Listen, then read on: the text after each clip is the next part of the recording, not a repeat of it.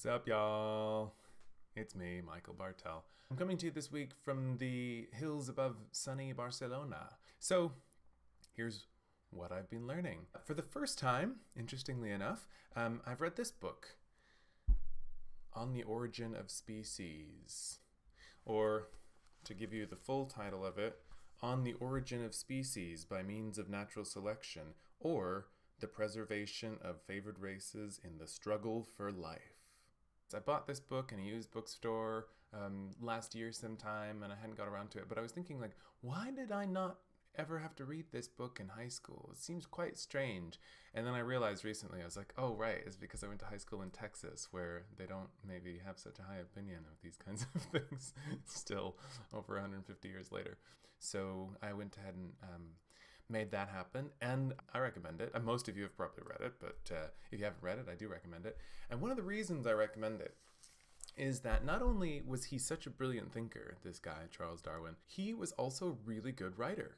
And I was super impressed with how clear he was able to make all of the deep thoughts and all of the observations that he'd used to come to his conclusion. I won't tell you how it ends, but to come to the conclusion of his theory, I was really impressed. I just wanted to read you a passage from one bit that I was really struck by, for example, that gives him his credit as the wonderful writer that he was. This is a chapter called The Struggle for Existence, and he's talking about how not only different animals within the same species, but animals amongst the species, and even animals and plants and things like that, how they have an effect on each other. Whether one prospers or is struggling will have an effect on the rest of the community. So he gives this example.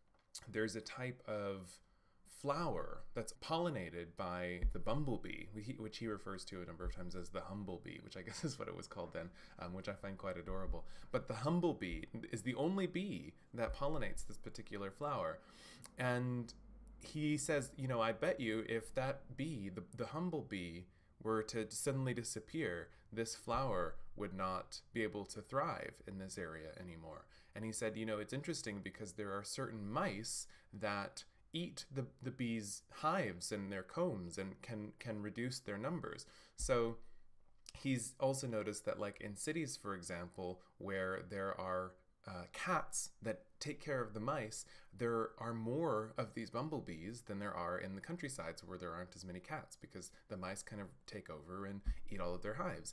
And so he comes to the conclusion, which is, he says, it's so fascinating, isn't it, that the life of these flowers depends indirectly but very heavily on whether or not there are cats around by way of mice and by way of bees. And at the end of this chapter, he writes something that I find quite striking. So he says, all we can do is to keep steadily in mind that each organic being is striving to increase at a geometrical ratio, that each at some period of its life, during some season of the year, during each generation, or at intervals, has to struggle for life, and to suffer great destruction. When we reflect on this struggle, we may console ourselves with the full belief that the war of nature is not incessant, that no fear is felt, that death is generally prompt, and that the vigorous, the healthy, and the happy survive and multiply. Now, I think that's a really well-written passage, first of all, but there are a couple of things that really made me think. This one part where he says that no fear is felt, and I took that to mean in the state of nature, right? And human beings are the exception to this rule, because we do feel fear. And while animals might feel fear in the moment, like when the zebra is being chased by the lion, we are the only animals or the only forms of life that have this kind of fear hanging over us all the time. We're the only ones that are aware that we are going to die at some point, and so have a tendency, a lot of us, to think about that. Animals don't have this. One of the reasons probably why they're so captivating to observe and to watch and so calming to have around is that they're not constantly aware of their own mortality. They're not living in a kind of fear where they know, oh my gosh, like death may just be around the corner. They're just kind of doing what they need to do in order to take care of themselves and to take care of their young and to continue living. And it happens without fear. So I thought that was fascinating. The other thing that I found really fascinating was at the end where he says that the vigorous, the healthy, and the happy survive and multiply. And that got me thinking, because I was like, all right, so animals in nature, they don't have the constant fear that we have. That part I get, but can they actually be happy? Is it possible for them to be happy? And then I had this realization, and this is from my years and years of being a classical Shakespearean actor, that for a long time in the history of the English language, that word happy meant not what we think of it being now, like, I'm happy. It meant lucky. It has the same root as the word happen, as it's like, it just happened. When something just happens, it's a matter of luck, of good or bad luck, which I think is appropriate for this day, Friday the 13th. So what he means is that whether an animal or a creature or a plant survives and thrives and multiplies really depends to a great degree on just luck. The ones that are lucky are the ones that survive.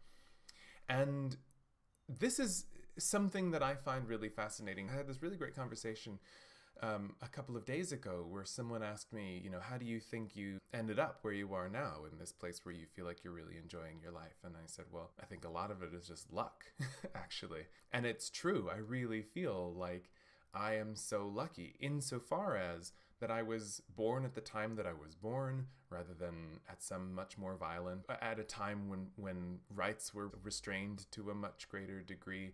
I feel really lucky that I was born where I was born, and that I was born into a family that I really love. I have people around me that I really get on with, and I'm really lucky that I've had the encounters that I've had. Have just happened, to bring it back to that word, just happened to meet a lot of the right people at the right time. And to be sure, there have been things in my life that have been really tragic. There have been things in my life that have been, just really bad luck. But on the whole, on the balance, I think that I've just been extremely lucky. And there are a lot of people that are much more talented than I am, who are much more charming than I am, that are much more attractive than I am, that are much more, not that that's very difficult, that haven't been as lucky as I have, who have run into circumstances that have prevented them from really exercising those talents or those advantages, or have just lived in a part of the world where they weren't allowed to, or they've lived in a part of the world where it's been so violent that the struggle for life, the real struggle for life, has superseded their ability to exercise their talents. And I feel really lucky in that regard. At the same time, I recognize that there are lots of us are really lucky. All of the developed world, we're all really lucky to live where we live. If we were born in these countries, we're lucky to have been born where we were born.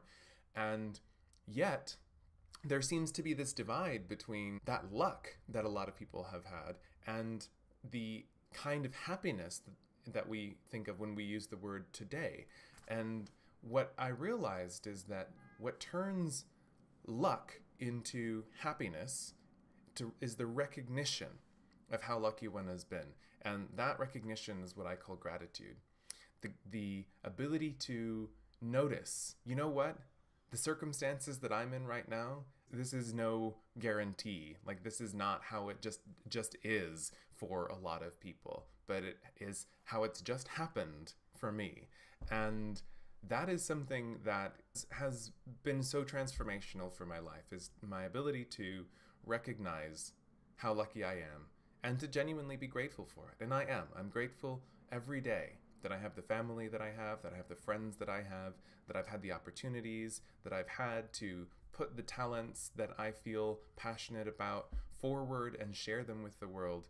And I'm grateful that you have taken the time to watch this and to listen to this, because I know that you didn't have to. You just happened to click on it, and I really appreciate it. In the meantime, be well, be extremely wonderful to each other, and I'll see you next week.